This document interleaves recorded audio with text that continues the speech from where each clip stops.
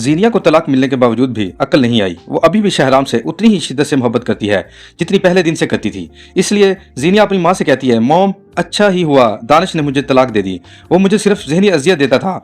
मैं उस जैसे जाहिल शख्स के साथ अपनी ज़िंदगी बर्बाद नहीं कर सकती थी।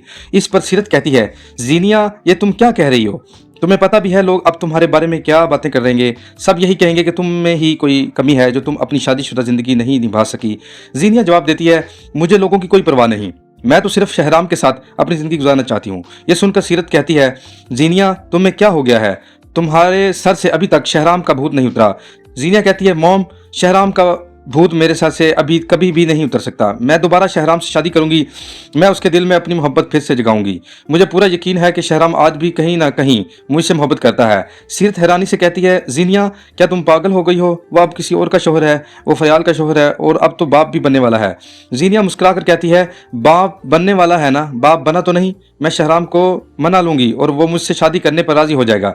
यह कहकर ज़ीनिया अपने कमरे में चली जाती है और सोचने लगती है, मैं शहराम को कहूंगी कि वो फरियाल को तलाक ना दे लेकिन मुझसे भी शादी कर ले। एक दफ़ा मेरी और शहराम की शादी हो गई तो फिर मैं फरियाल को उसकी ज़िंदगी से निकाल बाहर कर दूंगी। दूसरी तरफ फरियाल शांजे के पास आती है और कहती है, शांजे मुझे सच सच बताओ तुम कहाँ गई थी? अंकल ने खुद तुम्हें फ़रोज़ के घर के बाहर छोड़ा था। शांजे कहती है, फरियाल भाभी जो कुछ भी हुआ उसके पीछे फ़रोज़ की माँ है। मैं जैसे ही घर में गई आंटी मेरे सामने बैठ कर हाथ जोड़ कर रोने लगी और मुझसे दरख्वास्त करने लगी कि मैं उनके बेटे की ज़िंदगी से निकल जाऊँ। उन्होंने मुझे फ़रोज़ से मिलने भी नहीं दिया और घर के बाहर से ही वापस भेज दिया। इतने में फ़रोज़ भी वहाँ आ जाता है और दरवाजे के बाहर खड़े होकर उनकी बातें सुन लेता है। फ़रोज़ के पांव तले ज़मीन निकल जाती है। उसे यकीन ही नहीं आता कि उसकी माँ उसकी इतनी बड़ी दुश्मन बन सकती है कि उसकी बीवी को घर में आने भी ना दे।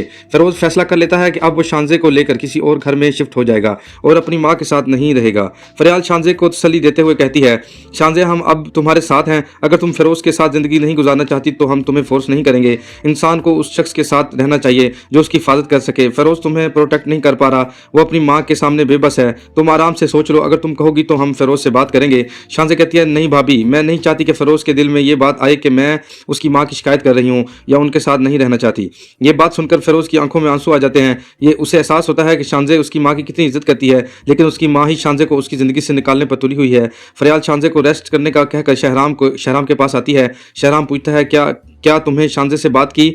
वो क्या कह रही थी? फरियाल सारी बात बताती है और कहती है, शहराम आप परेशान ना हो, अब शांजे जो भी फैसला करेंगी हम सब उसका साथ देंगे। शहराम कहता है, फरियाल तुम्हारा बहुत शुक्रिया, हर चीज़ के लिए शुक्रिया। जिस तरह तुमने मेरी केयर की, मेरी फैमिली का ख्याल रखा, मैं ये एहसान कभी नहीं भूलूंगा।